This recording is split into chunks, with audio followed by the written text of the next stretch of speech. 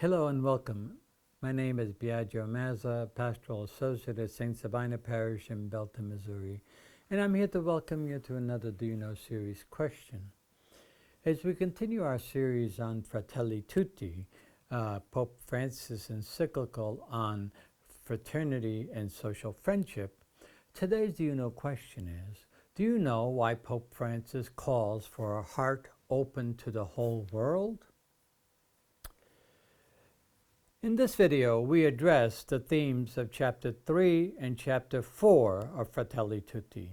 Chapter 3 is entitled Envisioning and Engendering an Open World, and Chapter 4 is titled A Heart Open to the Whole World. In Chapter 3, Pope Francis reflects on the concept of a global society that is inclusive, open, and interconnected.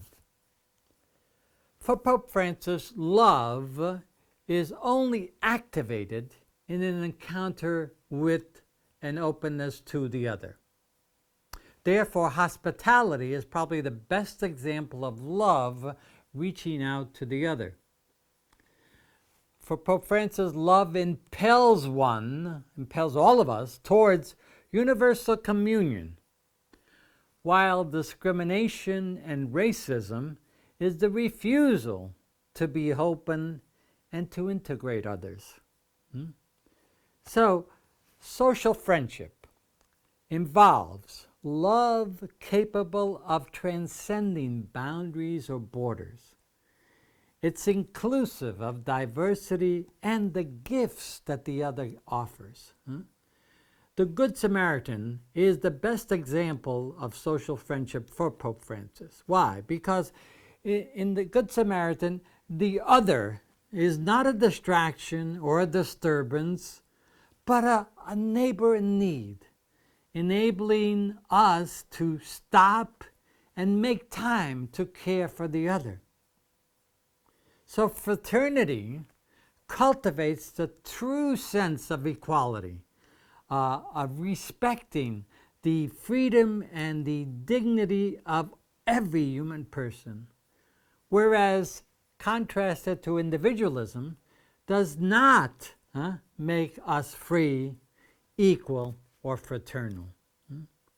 So, fraternity and social friendship should guide all of our relationships, both on individual, societal, and international level, creating, hopefully, a culture of encounter, respect, and mutual understanding.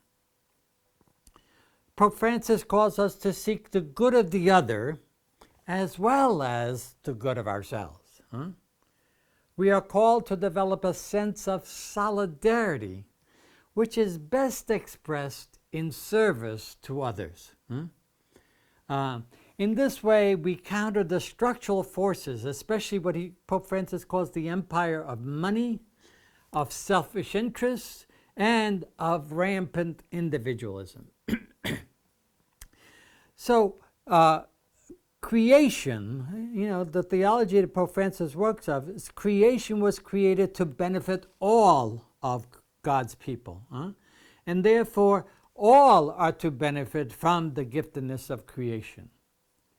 And he uses this phrase, which could be seen as controversial and yet very true to our Catholic social teachings, that every country belongs to the foreigner, especially the foreigner who's in need of searching for safety for self and for family. So this is a good segue, if you want, to Chapter 4, which Pope Francis entitles A Heart Open to the Whole World. Pope Francis emphasizing throughout this chapter the importance of recognizing the inherent dignity and worth of every human being, regardless of background, nationality, or social status. Throughout this chapter, Pope Francis addresses the issue of immigration, with all of its complexities and challenges. He calls all of us to respond to the issue of migration with compassion and generosity, treating refugees and migrants with respect and dignity.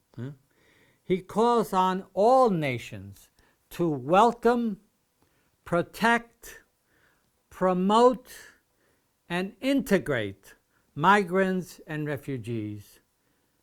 Why? Because he sees migrants as a blessing, a source of enrichment, and a source of giftedness to others.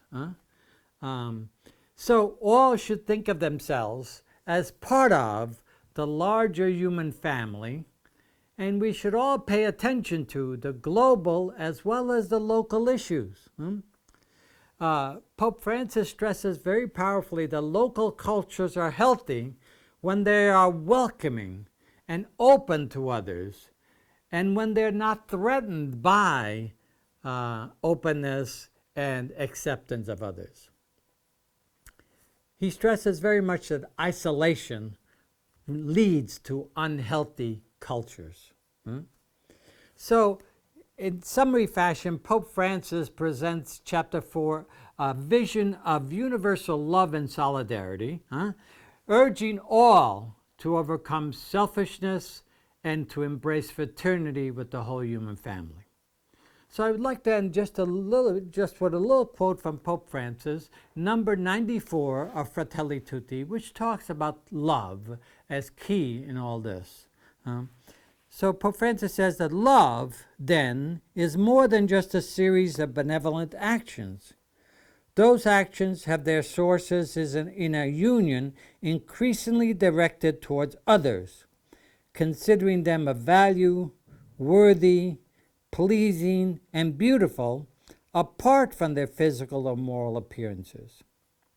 Our love for others, for who they are, moves us to seek the best for their lives. Only by cultivating this way of relating to another will we make possible a social friendship that excludes no one and a fraternity that is open to all.